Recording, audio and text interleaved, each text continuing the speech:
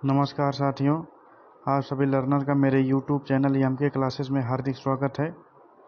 आप सभी को मेरे जय हिंद, वंदे मातरम। जैसा कि आपकी स्क्रीन में दिख रहा है, NCERT क्लास 7 लेसन 2, जिसका नाम है प्राणियों में पोषण। इसके पहले हम लोगों ने पिछली क्लास में पहला चैप्टर कवर किया हुआ था। प्लेलिस्ट में जाकर आप लोग देख सकते हैं। पहले चैप्टर का नाम था पादपों में पोषण, और उसके बाद हमारा आज का दूसरा चैप्टर है प्राणियों में पोषण। जिस प्रकार से पादपों में पोषण होने के लिए पादपों को अपना भोजन बनाने के लिए फोटोसिंथेसिस की क्रिया करनी पड़ती है, उसी प्रकार प्राणियों को अपना पोषण प्राप्त करने के लिए दूसरे जीवों पर आश्रित होते हैं। मतलब कहने का यह है कि जब प्राणियों में पोषण होता है तो प्राणियों को भोजन जो है दो तरीके से प्राप्त होता है। पहला कैटेगरी इसमें यह है कि जीवों से प्राप्त होता है। पहली कैटेगरी में जीवों से उनको भोजन प्राप्त होता है।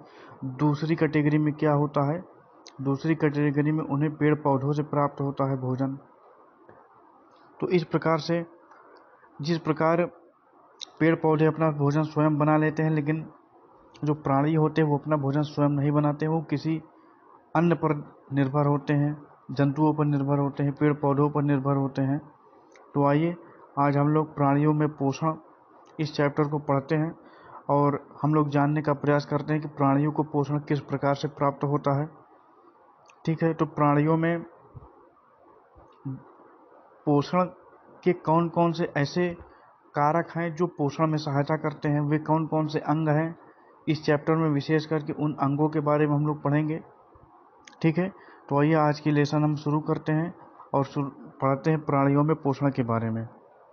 तो जैसा कि सामने आपकी स्क्रीन में दिख रहा है कि प्राणियों के पोषण में पोषक तत्वों की आवश्यकता आहार के अंतर्ग्रहण अर्थात भोजन ग्रहण करने की विधि और शरीर में उसके उपयोग की विधि सन्निहित सम्मिलित होती है। ठीक है, क्योंकि जो मनुष्य है, अन्य जीव जंतु हैं जो भोजन को ग्रहण करते हैं, वो डायरेक्टली जा करके हमको पोषण नहीं प्रदान करता है, बल्कि वो जो भोजन वो ग्रहण करते हैं वो बहुत ही जटिल फॉर्म में होता है। और उसको जब हम लोग ग्रहण कर लेते हैं या कोई भी जंतु ग्रहण कर लेता है, तो ग्रहण करने के पश्चात उसके शरीर में उसकी टूट फूट की क्रिया होती है। उसको छोटे छोटे खंडों में विभक्त किया जाता है और विभक्त करने के बाद उसका जो रस निकलता है वो हमारे शरीर को पोषण प्रदान करता है। तो आइए उसके बारे में हम लोग पढ़ते हैं कि कार्बोहाइड्रेट जैसे कुछ संघटक जटिल पदार्थ होते हैं। तो कार्बोहाइड्रेट कैसा पदार्थ होता है? कार्बोहाइड्रेट एक जटिल पदार्थ होता है। अनेक जंतु इन जटिल पदार्थों का उपयोग सीधे इसी रूप में नहीं कर सकते हैं, क्योंकि ये जो कार्बोहाइड्रेट्स होते हैं ये सीधे हमारे शरीर के द्वारा उपयोग में नहीं लाए जा सकते हैं। ठीक है, तो इन्हें किस प्रकार से हमारे शरीर में उपयोग में लाया जा सकता है? अतः इन्हें सरल पदार्थों में बदलना बहुत ही आवश्यक है जो हमारे शरीर को एब्जॉर्ब कर सके। जैसा निम्न आरेख के द्वारा दिखाया गया है, ये जटिल पदार्थ की चेन है और ये सरल पदार्थ की चेन है। तो बहुत ही स्पष्ट रूप से ये बताया जा रहा है कि जिस फॉर्म में हम लोग भोजन को ग्रहण करते हैं वो बहुत ही जटिल फॉर्म होता है, और वो हमारे शरीर को पोषण तब प्रदान करेगा वो जब सरल पदार्थों में टूट जाएगा, सरल फॉर्म में टूट जाएगा, और टूटने के बाद हमारे शरीर को उसी से न्यूट्रिशन प्राप्त होता है। तो जटिल खाद्य पदार्थों का सरल पदार्थों में परिवर्तित होना या टूटना विखंडन कहलाता है, तथा इस प्रक्रम को पाचन कहते हैं। अर्थात जो जटिल मटेरियल्स होते हैं, जो जटिल पदार्थ होते हैं, हमारे शरीर के अंदर जब प्रवेश करते हैं और प्रवेश करने के बाद जब उनका टूटने की क्रिया होती है, विखंडन की क्रिया होती है, और टूटने और विखंडित होने के बाद वो हमारे शरीर में पूरी तरीके से एब्जॉर्ब हो जाती है। इसी टूटने और विखंडित होने की क्रिया को ही पाचन कहते हैं। क्या कहते हैं? इसी को ही हम लोग पाचन कहते हैं। तो आइए आगे हम लोग देखते हैं खाद्य अंतर्ग्रहण की विभिन्न विधियां। ठीक, खाद्य अंतर्ग्रहण की विभिन्न विधियां। तो आइए इसके बारे में हम लोग थोड़ी सी चर्चा करते हैं। आप लोग मेरी बात को ध्यान से सुनिएगा। भोजन के अंतर्ग्रहण की विधि विभिन्न जीवों में भिन्न भिन्न होती है। यानी मनुष्य में कुछ अलग तरीके की होती है, कीट पतंगों में कुछ अलग तरीके की होती है, गाय भैंस या अन्य जानवरों में कुछ अलग तरीके से होती है। ठीक है, जैसे मधुमक्खी एवं मरमर पक्षी पौधों का मकरंद चूसते हैं। मानव एवं कुछ अन्य जंतुओं में शिशु माँ का दूध पीते हैं। अजगर जैसे सर्प वंश के प्राणी अपने शिकार को समूचा ही निगल जाते हैं। कुछ जलीय प्राणी अपने आसपास पानी में तैरते हुए खाद्य कणों को छानकर उनका भक्षण कर लेते हैं। तो अलग अलग जीवों में भोजन को अंतर्ग्रहण करने की विधि भी अलग अलग होती है, जैसा कि इस हेडिंग में आपको स्पष्ट रूप से बताया जा रहा है। जैसे मधुमक्खी एवं मरमर पक्षी मकरंद चूसते हैं। मनुष्य एवं अन्य जंतु क्या होते हैं, माँ का दूध पीते हैं। अजगर जैसे सर्प जो होते हैं वो अपने शिकार को समूचा ही निगल लेते हैं। तो इस प्रकार से अलग अलग प्राणियों में अलग अलग तरीके से अंतर्ग्रहण की प्रक्रिया होती है। आइए आगे हम लोग देखते हैं। एक अद्भुत सत्य के बारे में यहाँ पर बताया गया है, इसको हम लोग थोड़ी सी चर्चा कर लेते हैं। ये जो आपके सामने चित्र दिखाई दे रहा है, इस चित्र में जिस जीव की संरचना बनी हुई है उसका नाम है स्टारफिश। क्या नाम है उसका? नाम स्टारफिश है। अब स्टारफिश के भोजन के अंतर्ग्रहण के बारे में यहाँ पर चर्चा की गई है। तो स्टारफिश यानी तारा मछली कैल्शियम कार्बोनेट के कठोर कवच वाले जंतुओं का आहार करती हैं। कवच खोलने के बाद यह अपने मुख से अपना आमाशय बाहर निकाल लेती हैं तथा जंतु के कोमल भागों को खा लेती हैं। उसके बाद पुनः आमाशय शरीर में चला जाता है तथा आहार धीरे धीरे इनके शरीर में पच जाता है। तो स्टारफिश में भोजन के अंतर्ग्रहण करने और उनको पचाने की क्रिया अलग होती है। अब हम लोग यहाँ पर पढ़ेंगे मानव में पाचन। यहाँ पर मानव के पाचन तंत्र का पूरा विश्लेषण दिया गया है कि किस प्रकार से मानव में पाचन की क्रिया होती है। जैसे यहाँ पर ये दिया गया मुख गुहिका, लाला ग्रंथि को हम लोग लार ग्रंथि भी बोलते हैं। ये होती है ग्रसनी, ये जहाँ से भोजन हमारे आमाशय में आता है। ठीक, ये हमारा आमाशय हो गया। यकृत अर्थात लीवर हमारे शरीर की सबसे बड़ी ग्रंथि होती है। लीवर से ही लगा हुआ हमारा पित्ताशय होता है और उसी के नीचे अग्न्याशय होता है, पैनक्रियाज होता है। यहाँ पर ये क्षुद्रांत का चित्र दिया गया है, यहाँ पर ये बृहदांत का चित्र दिया गया है, यहाँ पर मलाशय एवं गुदादार। इस प्रकार से हमारे शरीर में भोजन का पाचन स्टेप बाय स्टेप अलग अलग पार्ट में अलग अलग तरीके से उसको अवशोषित किया जाता है। उसमें कुछ रस मिलाया जाता है, फिर उसको पचाया जाता है। तो इस प्रकार से भोजन का पाचन होता है। तो आइए एक एक करके हम लोग इसको कवर करते हैं। ठीक है, मानव में पाचन। तो मानव में पाचन होने के टोटल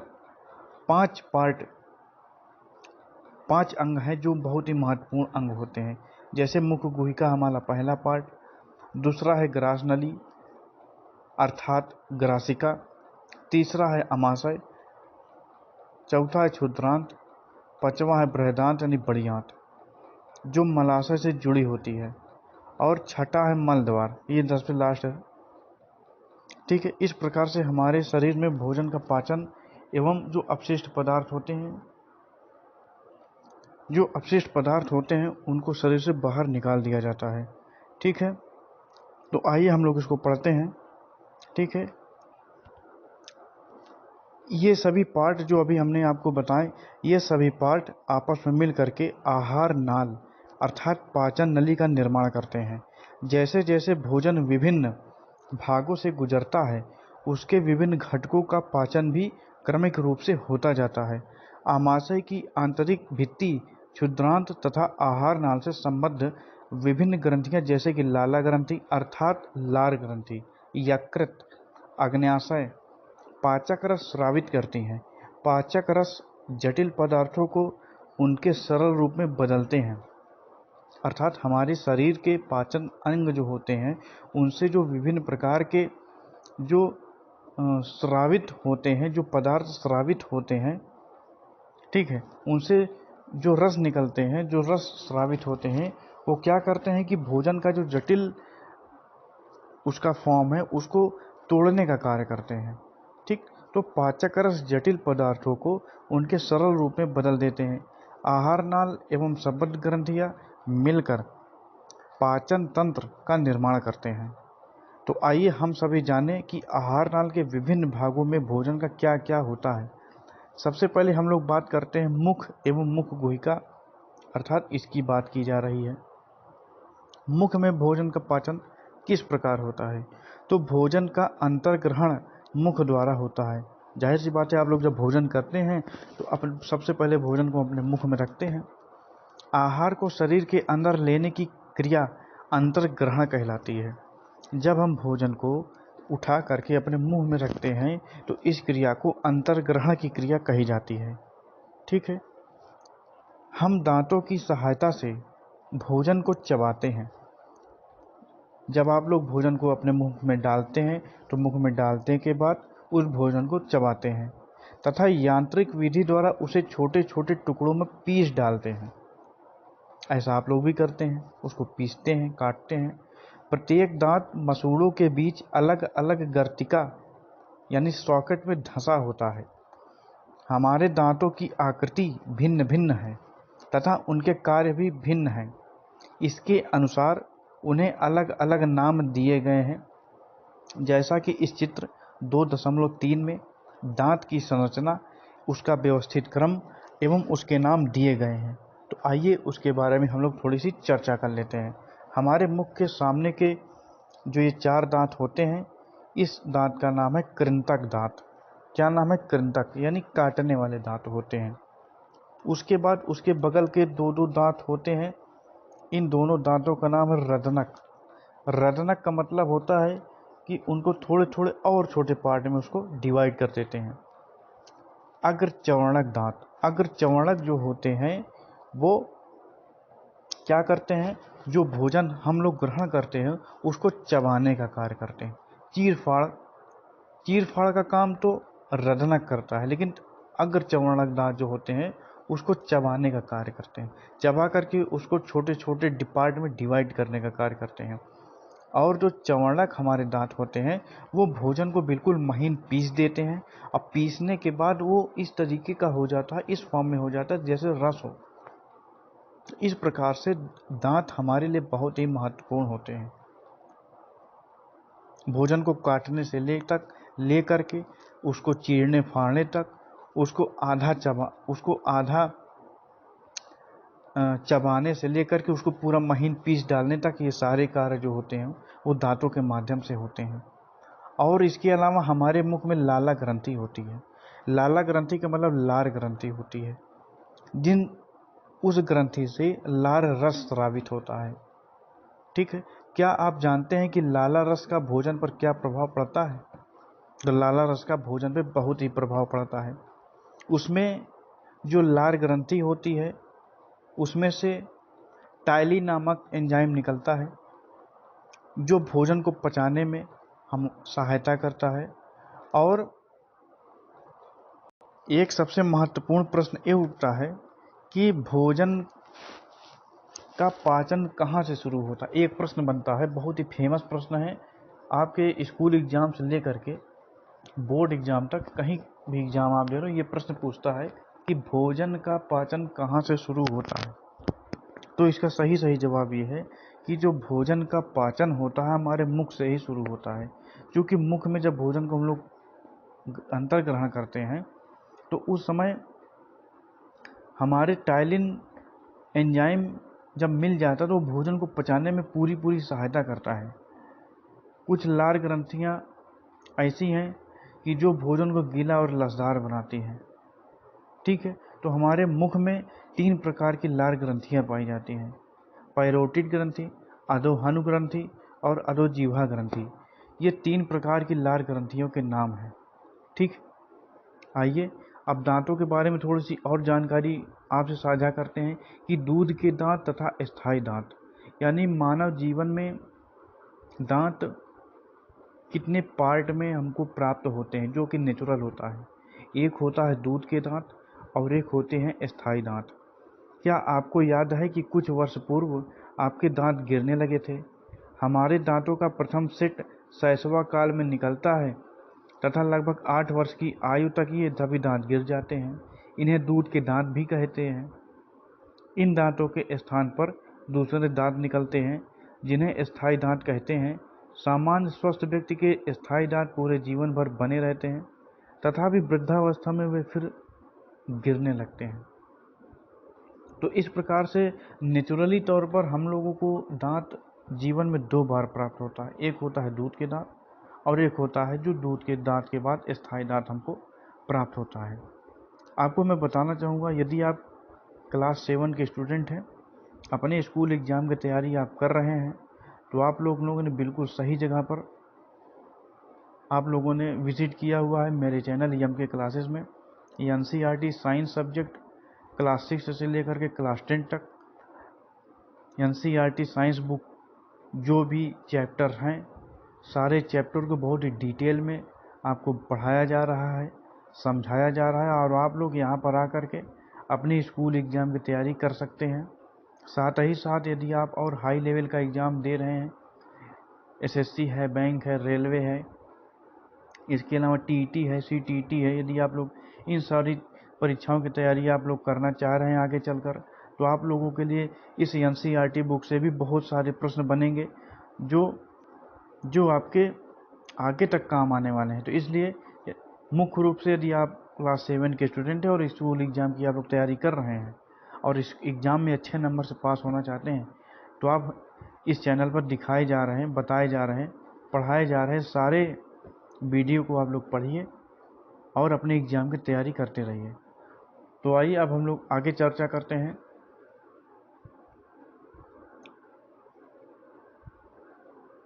जीभ, हमारे मुख में जीभ भी पाई जाती है।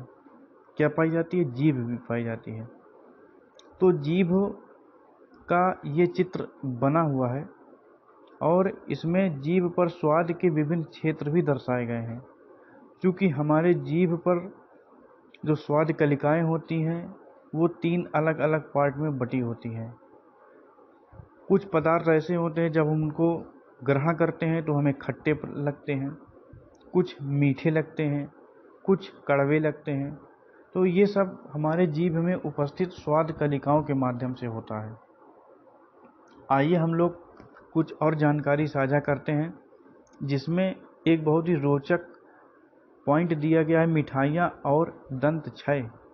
आप लोगों के अब तक के समय में कभी न कभी दंत क्षय की समस्या जरूर हुई होगी। आपको नहीं हुई तो आपसे जो थोड़े बड़े आपके भाई बहन हैं उनको जरूर हुई होगी।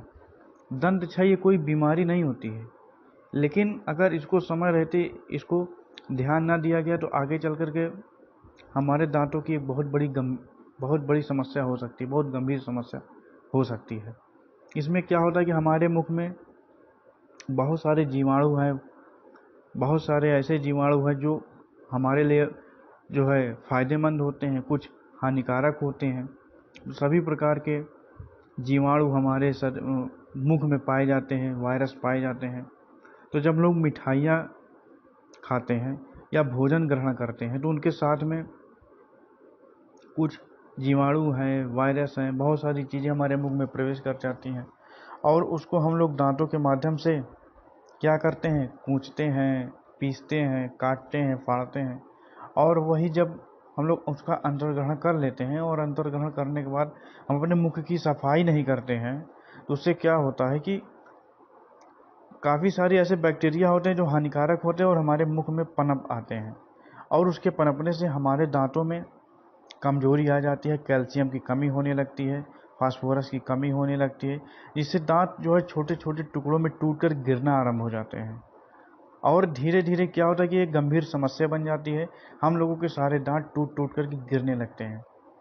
यदि इसका समय पर इलाज ना किया गया तो हमारे पूरे दांत टूट कर झड़ सकते हैं और हमें बहुत ही तकलीफ होती है। इससे बचने के लिए हम लोग को डॉक्टर से सलाह लेनी चाहिए। इसके कुछ बेसिक उपाय हम लोगों को हमेशा करते रहना चाहिए। जैसे भोजन ग्रहण करने के बाद हमें मुंह की सफाई ज़रूर कर लेना चाहिए, ठीक है। कम से कम दिन में 24 घंटे में 2 बार ब्रश अवश्य कर लेना चाहिए। ये सब बेसिक कुछ तरीके हैं जिसके माध्यम से हम लोग अपने दांतों की साफ सफाई और उसकी देख रेख कर सकते हैं। ठीक है, तो इस प्रकार से हम लोगों को कुछ सावधानी बरतने की आवश्यकता है। ठीक है, आइए कुछ आगे चर्चा करते हैं। भोजन नली के बारे में हम लोग पढ़ते हैं कि जब हमारे मुख में भोजन आता है, उसको पीसा जाता है, चबाया जाता है, उसके बाद वो जो भोजन होता है वो ग्रास नली के माध्यम से हमारे आमाशय में जाता है। तो निगला हुआ ग्रास नली अथवा ग्रसिका में जाता है निकला हुआ भोजन। ग्रसिका गले एवं वक्ष से होती हुई जाती है। ग्रसिका की भित्ति से के संकुचन से भोजन नीचे की ओर सरकता जाता है। वास्तव में संपूर्ण आहार नाल संकुचित होती रहती है तथा यह गति भोजन को नीचे की ओर धकेलती रहती है। कभी कभी हमारा आमाशय खाए हुए भोजन को स्वीकार नहीं करता, फलस्वरूप वमन द्वारा उसे बाहर निकाल दिया जाता है। ऐसी घटना याद कीजिए जब भोजन के बाद आपने वमन किया हो। इसके कारण के विषय में सोचिए। अपने अभिभावकों एवं अध्यापक से इस विषय पर चर्चा जरूर कीजिए। ठीक है, पहेली जानना चाहती है कि वमन के समय भोजन विपरीत दिशा में किस प्रकार जाता है। वमन का मतलब होता है वोमिटिंग अर्थात उल्टी।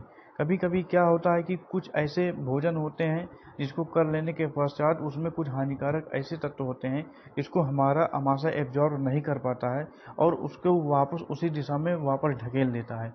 तो इस क्रिया को उल्टा क्रमानुकंचन क्रिया बोला जाता है। और हमेशा ये नहीं होता, लेकिन जब भोजन के साथ कुछ हानिकारक बैक्टीरिया, कुछ हानिकारक जीवाणु ऐसे आ जाते हैं जिनको हमारा आमाशय एब्जॉर्ब नहीं कर पाता है और फलस्वरूप वो उल्टी दिशा में पुनः उसी दिशा में वापस ढकेल देता है जिस दिशा से भोजन आया हुआ रहता है। इसी को ही वमन की क्रिया कहते हैं। अब हम लोग आमाशय के बारे में पढ़ते हैं। आमाशय मोटी भित्ति वाली एक थैलीनुमा संरचना है। यह चपटा एवं जे की आकृति का होता है तथा आहार नाल का सबसे चौड़ा भाग होता है। यह एक ओर ग्रसिका अर्थात ग्रास नली से खाद्य प्राप्त करता है तथा दूसरी ओर क्षुद्रांत में खुलता है। तो आमाशय का यही कार्य है। और आगे हम लोग देखते हैं आगे क्या दिया गया है। तथा निकलने में भी सहायता करती है। 5 और आगे हम लोग देखते हैं आमाशय का आंतरिक स्तर अर्थात सतह श्लेष्म हाइड्रोक्लोरिक अम्ल तथा पाचक रस स्रावित करता है। श्लेष्म आमाशय के आंतरिक स्तर को सुरक्षा प्रदान करता है। अम्ल अनेक ऐसे जीवाणुओं को नष्ट करता है जो भोजन के साथ वहां पहुंच जाते हैं। तो हमारे आमाशय में जो हाइड्रोक्लोरिक अम्ल होता है भोजन को अम्लीय बना देता है। अम्लीय बनाने की वजह यह है कि हमारे भोजन में कुछ हानिकारक बैक्टीरिया, वायरस, कुछ ऐसे मटेरियल्स आ जाते हैं जो हमारे शरीर के लिए बहुत हानिकारक होते हैं। जब हाइड्रोक्लोरिक अम्ल उस सारे मटेरियल्स को अम्लीय बना देता है तो उसमें जो हानिकारक मटेरियल्स होते हैं वो नष्ट हो जाते हैं और उससे हमारे शरीर को कोई नुकसान नहीं पहुंचता है।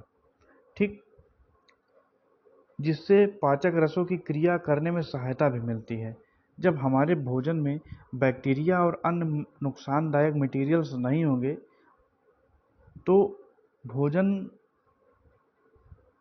में जो पाचक रस मिलते हैं वो बहुत ही आसानी से पाचक रस मिल जाएंगे और भोजन का पाचन बहुत ही आसानी से हो जाएगा।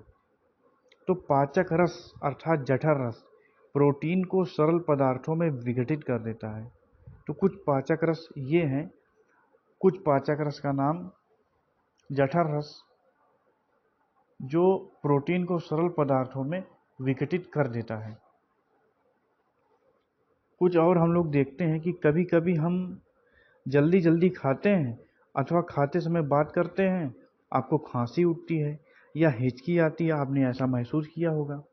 या आपने कभी कभी जल्दी जल्दी भोजन करते हैं और कभी कभी क्या होता है कि जल्दी जल्दी बात भी करते रहते हैं और भोजन भी करते रहते हैं। इससे क्या होता है, आपको हिचकी आने लगती है, आपके गले में अटकने लगता है। तो हमारे मुख गुहा से 2 नाल अंदर की ओर जाती है। एक होती है जिससे वायु अंदर जाती है वायु का जो द्वार खुलता है वो फेफड़ों में खुलता है। एक ग्रास नली होती है जो अमाशय में खुलती है। जब हम लोग भोजन ग्रहण करते हैं, जल ग्रहण करते हैं, तो जो नली फेफड़ों में खुलती है वो एक वाल्व के माध्यम से बंद हो जाती है और जो हमारा भोजन होता है, जल होता है, अमाशय वाले द्वार से अंदर की ओर जाता रहता है। लेकिन जब हम लोग एक साथ दो क्रियाकलाप करते हैं, बोलते भी रहते हैं, भोजन भी करते रहते हैं, तो इसमें जो वाल्व होता है, वाल्व के खुलने और बंद होने की प्रक्रिया में डिसबैलेंस उत्पन्न हो जाता है, जिससे भोजन या जल जब अमाशय वाले नाल में जाने के बजाय जिस ओर फेफड़ों का नाल खोलता है, फेफड़ों की साइड चला जाता है, तो उस समय हमको हिचकी आती है, खांसी आती है, वाल्व सही तरीके से बंद नहीं हो पाता या खुल नहीं पाता, जिसकी वजह से ये समस्या हमको आती है। ठीक। और आगे हम लोग देखते हैं, क्षुद्रांत के बारे में पढ़ते हैं। क्षुद्रांत लगभग 7.5 मीटर लंबी अत्यधिक कुंडलित नली है। क्षुद्रांत का मतलब छोटी आंत। नाम है छोटी आंत, लेकिन लंबाई 7.5 मीटर है। यह यकृत एवं अग्न्याशय से स्राव करती है। इसके अतिरिक्त इसकी भित्ति से भी कुछ रस स्रावित होते हैं। यह गहरे लाल भूरे रंग की ग्रंथि होती है जो उदर के ऊपरी भाग में दाहिनी अर्थात दक्षिण ओर अवस्थित होती है। यह शरीर की सबसे बड़ी ग्रंथि है। यह पित्त रस स्रावित करती है जो एक थैली में संग्रहित होता रहता है। इसे पित्ताशय कहते हैं। तो यकृत जो होता है गहरे लाल भूरे रंग की ग्रंथि होती है जो उदर के ऊपरी भाग में दाहिनी ओर स्थित होती है। यह हमारे शरीर की सबसे बड़ी ग्रंथि होती है जिससे पित्त रस का निर्माण होता है और पित्त रस जो है पित्ताशय में एकत्रित होता रहता है। और आगे हम लोग देखते हैं अग्न्याशय के बारे में हम लोग पढ़ते हैं। तो अग्न्याशय हल्के पीले रंग की बड़ी ग्रंथि होती है जो अमाशय के ठीक नीचे स्थित होती है। अग्न्याशय से अग्न्याशयी रस निकलता है, कार्बोहाइड्रेट्स एवं प्रोटीन पर क्रिया करता है तथा इनको इनके सरल रूप में परिवर्तित कर देता है। आंशिक रूप से पचा हुआ भोजन अब क्षुद्रांत यानी छोटी आंत से आंत के निचले भाग में पहुंचता है जहां आंत रस पाचन क्रिया को पूर्ण कर देता है। कार्बोहाइड्रेट सरल शर्करा जैसे कि ग्लूकोज में परिवर्तित हो जाते हैं। वसा जो होते हैं वसा अम्ल एवं ग्लिसरॉल में तथा प्रोटीन अमीनो अम्ल में परिवर्तित हो जाते हैं। यहाँ पर एक चित्र दिया गया है और चित्र में किसी बीमारी के बारे में आपसे बताया जा रहा है, ऐसा मत सोचिएगा। ये एक खोज है, इसके बारे में हम लोग चर्चा करते हैं। एक विलक्षण दुर्घटना द्वारा अमाशय की कार्यप्रणाली की खोज हुई। सन 1822 में एलेक्सिस सेंट मार्टिन नामक व्यक्ति गोली लगने के कारण बुरी तरह से घायल हो गया। गोली से वक्ष क्षतिग्रस्त हो गया तथा अमाशय में एक छिद्र हो गया। उसे विलियम ब्यूमांट नामक अमेरिकी सैनिक चिकित्सक के पास ले जाया गया। चिकित्सक ने उसकी जान तो बचा ली, परंतु वह अमाशय का छिद्र भली भांति बंद न कर सका तथा उसने छिद्र को पट्टी से ढक दिया। ब्यूमांट को छिद्र में से अमाशय के अंदर झांकने का दुर्लभ अवसर प्राप्त हुआ। उसने कुछ रोचक परीक्षण किए। ब्यूमांट ने देखा कि अमाशय भोजन का मंथन कर रहा था। इसकी भित्ति से सरल तरल स्रावित हो रहा था जो भोजन को पचा सकता था। उसने यह भी देखा कि अमाशय क्षुद्रांत में अर्थात छोटी आंत में तभी खुलता है जब अमाशय में भोजन का पाचन पूरा हो जाता है। इस प्रकार से अमाशय की खोज हुई। आगे हम लोग देखते हैं क्षुद्रांत में अवशोषण। छोटी आंत में अवशोषण किस प्रकार होता है? तो पचा हुआ भोजन अवशोषित हो करके क्षुद्रांत की भित्ति में स्थिर रुधिर वाहिकाओं में चला जाता है। इस प्रक्रम को अवशोषण कहते हैं। यही हमारे पाचन के बाद की लास्ट स्टेज है। क्षुद्रांत की आंतरिक भित्ति पर अंगुली के समान उभरी हुई संरचना होती है जिन्हें दीर्घ रोम अथवा रसांकुर कहते हैं। क्या आप अनुमान लगा सकते हैं कि दीर्घरोम को आंत्र में क्या भूमिका है? दीर्घरोम जो होते हैं वो पचे हुए भोजन के अवशोषण हेतु तरल क्षेत्र बढ़ा देते हैं। प्रत्येक दीर्घरोम में सूक्ष्म रुधिर वाहिकाओं का जाल फैला रहता है। दीर्घरोम की सतह से पचे हुए भोजन का अवशोषण होता है तथा यह रुधिर वाहिकाओं में चला जाता है। अवशोषित पदार्थों का स्थानांतरण रुधिर वाहिकाओं द्वारा शरीर के विभिन्न भागों तक पहुंच जाता है, जहां उनका उपयोग जटिल पदार्थों को बनाने में किया जाता है। इस प्रक्रम को स्वांगीकरण कहा जाता है। कोशिकाओं में उपस्थित ग्लूकोज का विघटन ऑक्सीजन की सहायता से कार्बन डाइऑक्साइड एवं जल में हो जाता है और ऊर्जा मुक्त होती है और हमें ऊर्जा प्राप्त होती है। तो भोजन का वह भाग जिसका पाचन नहीं हो पाता है, अवशोषण नहीं हो पाता है, वो बृहदान्त्र में भेज दिया जाता है। उसके बाद बृहदान्त्र में भोजन जाता है।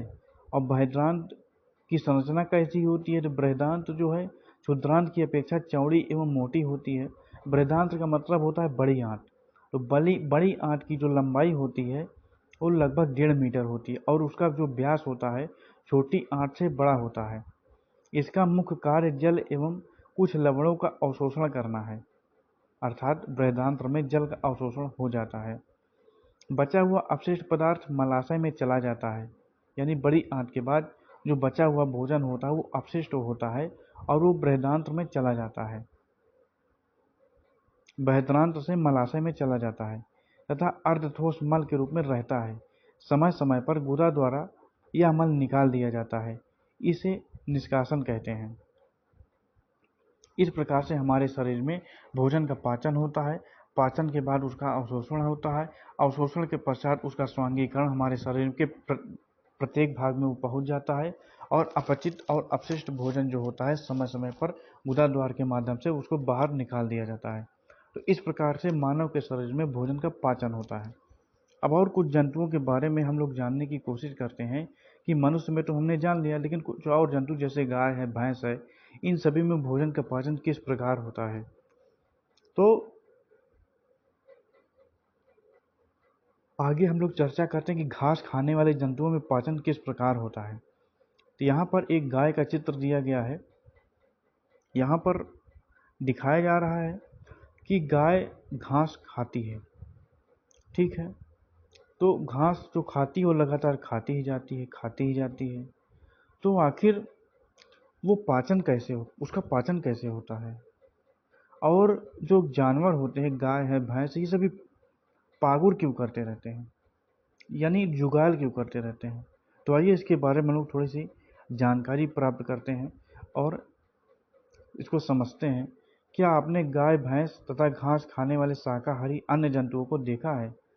वे उस समय भी लगातार जुगाली करते रहते हैं जब वे खा न रहे हों। वास्तव में वे पहले घास को जल्दी जल्दी निगल कर अमाशय के एक भाग में भंडारित कर लेते हैं और अमाशय का वह जो भंडारित होने वाली जगह है, भाग है, उसको रूमेन अर्थात प्रथम अमाशय कहा जाता है। क्या कहा जाता है? उसको रूमेन अर्थात प्रथम अमाशय कहा जाता है। रूमिनेंट में अमाशय 4 भागों में बटा होता है। रूमेन में भोजन का आंशिक पाचन होता है, जिसे जुगाल अर्थात कर्ण कहते हैं, परंतु बाद में जंतु इसको छोटे पिंडकों के रूप में पुनः मुख में लाते हैं, जिसे वह चबाते रहते हैं। इस प्रक्रम को रोमंथन कहते हैं। क्या बोलते हैं? इस प्रक्रम को रोमंथन बोला जाता है, अर्थात जुगाली करना कहते हैं। तथा ऐसे जंतु रूमिनेंट अर्थात रोमंथी कहलाते हैं। घास में सेलुलोज की प्रचुरता होती है, जो एक प्रकार का कार्बोहाइड्रेट होता है। किसी रूमिनेंट अथवा रोमंथी पशु यानी हिरन आदि के रूमेन में सेलुलोज का पाचन करने वाले जीवाणु पाए जाते हैं। बहुत से जंतु एवं मानव सेलुलोज का पाचन नहीं कर पाते हैं, ठीक है। आगे जानवरों जैसे घोड़ा, खरगोश आदि में क्षुद्रांत एवं बृहदान्त्र के बीच एक थैलीनुमा बड़ी संरचना होती है, जिसे अंडनाल कहते हैं। भोजन के सेलुलोज का पाचन यहाँ पर कुछ जीवाणुओं द्वारा किया जाता है, जो मनुष्य के आहार नाल में अनुपस्थित होते हैं। अब तक आपने उन जंतुओं के विषय में पढ़ा जिनमें पाचन तंत्र पाया जाता है, परंतु बहुत से ऐसे सूक्ष्म प्राणी हैं जिनमें न तो मुख होता है और न ही पाचन तंत्र। फिर वे किस प्रकार भोजन का अंतर्ग्रहण करते हैं तथा उसका पाचन करते हैं। ठीक है, आगे जाने से पहले हम लोग कुछ और जानकारी साझा करते हैं दस्त के बारे में। कभी कभी आपको जल रूपी पतले मल के बार बार निष्कासन की आवश्यकता होती है। इस स्थिति को दस्त कहते हैं। यह संक्रमण, खाद्य विषाक्तता अथवा अपच के कारण होता है। भारत में विशेषकर बच्चों में यह अति सामान्य स्थिति है। चरमावस्था में यह घातक भी हो सकता है। इसका मुख्य कारण शरीर से जल एवं लवण की अत्यधिक क्षति होना है। इसे सहजता से नहीं टालना चाहिए। चिकित्सक के पास जाने से पूर्व ही रोगी को उबालकर ठंडा किए हुए जल में एक चुटकी नमक एवं चीनी मिलाकर पिलाना चाहिए। इसे जीवन रक्षक घोल अथवा ORS घोल भी कहा जाता है। ठीक है, यहाँ पर एक अमीबा जीव का चित्र दिया गया है और उसके पाचन की जो क्रिया उसके बारे में हम लोग को समझाया गया है। तो अमीबा जलाशयों में पाया जाने वाला एक कोशिक जीव होता है। अमीबा की कोशिका में एक कोशिका झिल्ली होती है। एक गोल सघन केंद्रक एवं कोशिका द्रव्य में बुलबुले के समान अनेक धानियां होती हैं। अमीबा निरंतर अपनी आकृति एवं स्थिति बदलता रहता है, अर्थात अमीबा की एक निश्चित आकृति एवं आकार नहीं होता है। वो हर पल हर समय अपनी आकृति को बदलता रहता है। यह एक अथवा अधिक अंगुली के समान प्रवर्ध निकालता रहता है, जिन्हें पादाभ अर्थात कृत्रिम पांव भी कहते हैं, जो इन्हें गति देने एवं भोजन पकड़ने में सहायक होते हैं। अमीबा कुछ सूक्ष्म जीवों का आहार करता है। जब इसे भोजन का आभास होता है तो यह खाद्य कण के चारों ओर पादाभ विकसित करके उसे निगल लेता है। खाद्य पदार्थ उसकी खाद्य धानी में फंस जाते हैं। खाद्य धानी में ही पाचक रस स्रावित होते हैं। ये खाद्य पदार्थ पर क्रिया करके उन्हें सरल पदार्थों में बदल देते हैं। पचा हुआ खाद्य धीरे धीरे अवशोषित हो जाता है। अवशोषित पदार्थ अमीबा की वृद्धि, रखरखाव एवं गुणन के लिए उपयोग किए जाते हैं। बिना पचा अर्थात अपशिष्ट भोजन खाद्यधानी से बाहर निकाल दिया जाता है। भोजन के पाचन का आधारभूत प्रक्रम सभी प्राणियों में समान है, जिसमें खाद्य पदार्थ सरल पदार्थों में परिवर्तित किए जाते हैं एवं ऊर्जा मुक्त होती है। इस प्रकार का प्रक्रम प्रत्येक जीव में होता है कि जिस फॉर्म में भोजन को ग्रहण करते हैं, सेम उसी फॉर्म से उनको ऊर्जा नहीं प्राप्त होती है। उनको जब तक सरल फॉर्म में तोड़ करके विघटित नहीं कर दिया जाता है, कोई भी ऐसा जीव नहीं है जिससे जो बिना इसके क्रिया हुए उसको एनर्जी प्राप्त हो सके। ठीक है, और आगे हम लोग देखते हैं। इस प्रकार से हमारा ये चैप्टर समाप्त होता है। यहाँ पर प्रमुख शब्दों की चर्चा आपसे की गई है, जिसके बारे में हम लोग लेसन के दरमियान में कर चुके हैं।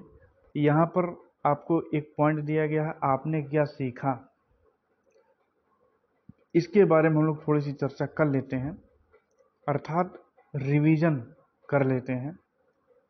पहला पॉइंट है जंतु पोषण में पोषण आवश्यकताएं, भोजन अंतर्ग्रहण की विधियां एवं शरीर में इनका उपयोग सम्मिलित होता है। अगला पॉइंट है कि आहार नाल तथा स्रावी ग्रंथियां संयुक्त रूप से मानव के पाचन तंत्र का निर्माण करती हैं। इसमें मुख गुहिका, ग्रसिका, आमाशय, क्षुद्रांत, बृहदांत जो मलाशय में समाप्त होती है तथा गुदा सम्मिलित है। पाचक रस स्रावित करने वाली मुख्य ग्रंथियां हैं लाला ग्रंथि, यकृत, आग्नेयाशय और आग्नेयाशय की आगे देखते हैं। अमाशय की भित्ति एवं क्षुद्रांत की भित्ति भी पाचक रस का श्रावण करती है। विभिन्न जीवों में भोजन ग्रहण करने की विधियां भी भिन्न भिन्न होती है। अगला पॉइंट, पोषण एक जटिल प्रक्रम है जिसमें अंतर्ग्रहण, पाचन, अवशोषण, स्वांगीकरण एवं निष्कासन शामिल होता है। अगला पॉइंट है, मंड जैसे कार्बोहाइड्रेट का पाचन मुख में ही प्रारंभ हो जाता है। प्रोटीन का पाचन आमाशय में प्रारंभ होता है। यकृत द्वारा स्रावित पित्त आग्नेयाशय से आग्नेयाशय स्राव एवं क्षुद्रांत भित्ति द्वारा स्रावित पाचक रस की क्रिया से भोजन के सभी घटकों का पाचन क्षुद्रांत में पूरा हो जाता है। अगला पॉइंट है, जल एवं कुछ लवण बृहद्रांत यानी बड़ी आंत में अवशोषित होते हैं। अवशोषित पदार्थ शरीर के विभिन्न अंगों को स्थानांतरित कर दिए जाते हैं। और आगे अगला पॉइंट, बिना पचे अपशिष्ट जिनका अवशोषण नहीं होता मल के रूप में गुदा द्वारा शरीर के बाहर निकाल दिए जाते हैं। ये सबसे अंतिम और इम्पोर्टेंट पॉइंट था। और आगे देखते हैं अगला पॉइंट, गाय, भैंस एवं हिरण जैसे घास खाने वाले जंतु अर्थात रोमंथी यानी कि रूमिनेंट कहलाते हैं। वे पत्तियों का अंतर्ग्रहण तीव्रता से करके उन्हें निगल लेते हैं तथा रूमेन में भंडारित कर लेते हैं। कुछ अंतराल के बाद भोजन पुनः मुख में आ जाता है और पशु धीरे धीरे जुगाली करके उसे चबाते हैं और चबा करके उसे छोटे छोटे फॉर्म में बांट देते हैं। और जब वो भोजन आमाशय में जाता है तो उसको पूरी तरीके से पाचन के पश्चात उससे जो पाचक रस निकलता है वो पाचक रस पूरे शरीर में फैल जाता और उससे उनको एनर्जी मिलती है। अगला पॉइंट, अमीबा में भोजन का अंतर्ग्रहण पादाप की सहायता से होता है तथा इनका पाचन खाद्य धानी में होता है। तो इस प्रकार से हमारे इस चैप्टर की समाप्ति होती है। इस चैप्टर में जो भी इम्पोर्टेंट पॉइंट थे, जो भी इम्पोर्टेंट टर्म थे, उसको आप लोगों को हमने बड़े ही आसान भाषा में समझाने का प्रयास किया। अगर आपको ये वीडियो पसंद आई हो तो वीडियो को लाइक करें, कमेंट करें, शेयर करें और हमारे चैनल एमके क्लासेस को सब्सक्राइब जरूर कर लें, जिससे इस प्रकार के और वीडियो आपको आगे मिलते रहें। ठीक है, इस प्रकार से हमारा आज का लेसन समाप्त होता है। आपसे मिलते हैं नेक्स्ट वीडियो में नए लेसन के साथ। तब तक के लिए नमस्कार।